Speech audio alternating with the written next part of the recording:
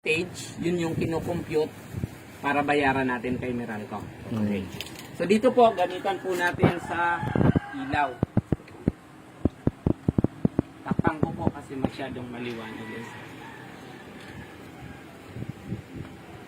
Sa ilaw, 30 watts po yan. Pero 29.7 ang basa. Kasi mahina yung voltage. So dito, 29.6. Ito po sir yung yung amperes. Pagmasdan nyo po yung amperes, kung tataas ba o bababa. Pagmasdan nyo po yung wattage kung tataas o bababa. Ito yung amperes, ito yung wattage. Pag bumaba ang amperes, possible masisira ang appliances. Tama? Okay. Ipakita po natin, ikabit ko po yung energy saver. From 30 watts, ilang watts na lang? 5.3. 5.3 na lang. Okay. Yung amperes, that is 0.2. Ngayon ilan na po yung amperes? 18. Tumaas, bumaba? Tumaas yung amperes. Bumaba yung wattage. Yung sila na passing. So ibig sabihin, safe yung appliances natin. Yun. And then bumaba yung wattage. Supposed to be, ang babayaran natin kay Meralco is 30 watts per kilowatts. Pero po dito is 5.2 na lang. So possible, bababa yung babayaran natin. Tama po ba? Bill. So, Kahit anong lakas nung ginagamit. Halimbawa, Yes, nakakamada siya.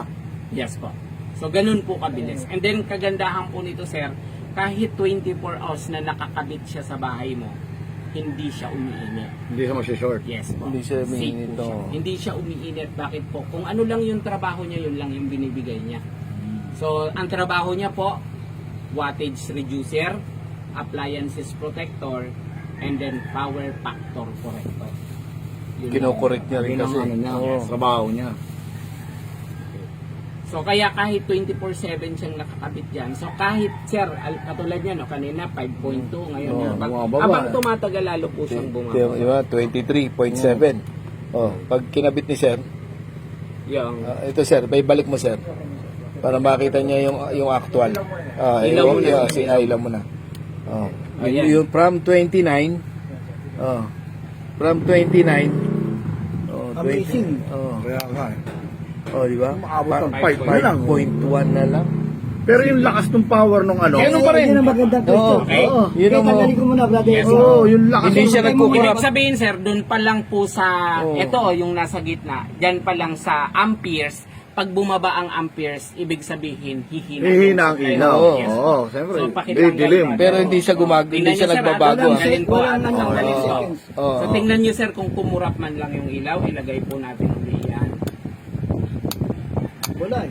Hindi mo lang siya kumurap, ano? So, hindi Sustain ang tawag nagbago. ko dun, brother. Sustaining. Oo. Kumbaga kasi akala mo magsishort ka. Kaya nagbabawas ka eh. Oo. Bumababa pa, 4.9. Kaya nga eh. Ang lakas nito. 30 watts Tapos nga. ang matindi. Tingnan mo, sir. Ipuin mo yung bumbilya, sandali, medyo mainit na ng konti, di ba? Opo. Ito. Pero ito, wala man. Wala man lang ano, may cooling system siya. Oo, no? Oo. Ang matindi, yung brown out, meron siyang delay na 5 seconds. Yes. Bago mag-brown out. Hindi, pag nag-brown out. Oo. Usually, di ba, sir, pag Bago mabuhay nag-brown na. out, Tinatanggal natin. pag nagsindi, pag nagkaroon ng kuryente, high voltage yun eh. Oo, biglang papasok Possible yun. masisira yung appliances Oo, nanakawin yung ano. Oo. So dito, pag mayroong kayo, I-delay niya ng 5 seconds. i-delay siya ng 5 Yun seconds. yung maganda ron, Yaubis. Oo. Ano natin yan. Protection talaga. Yun ang maganda. Pag nakita ko naging 10 piso na lang binayaran mo,